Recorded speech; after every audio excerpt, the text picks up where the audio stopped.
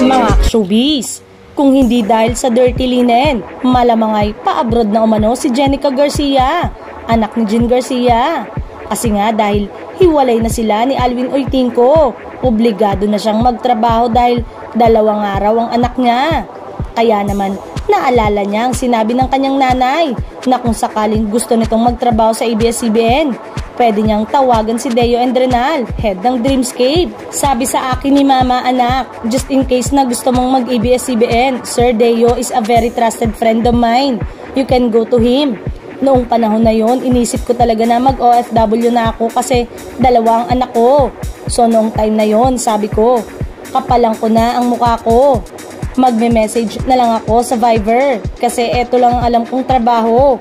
Kaya bago ko pa makita sila, hanggang leeg na ang pressure sa akin, sabi ni Jenica. Alam nga raw niya na hindi siya ang nasa isip ng mga bumubuo ng dirty linen noong ginagawa ang kwento.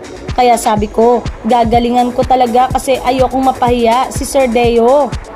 Gusto raw niyang iparamdam, ipakita sa mga boss niya na tama ang desisyon na siya ang ilagay sa naturang role. Naiyak nga si Jenica sa kwento niya na gusto man niyang sabihin na handpick siya pero hindi talaga. At inassure naman siya ni Angel Aquino na tama ang ginagawa niya, na magaling siyang artista, na hindi nagkamali ang Dreamscape na siya ang kunin para sa role. Nakakatawa rin ang role ni Angel Aquino na nakaka-eksena na nga si Jenica at hindi raw niya ito kilala. I didn't know who she was pero tinitingnan ko siya and I was amazed. Yun naman pala nasa jeans niya. Nanay pala niya si Jean Garcia, sambit ni Angel.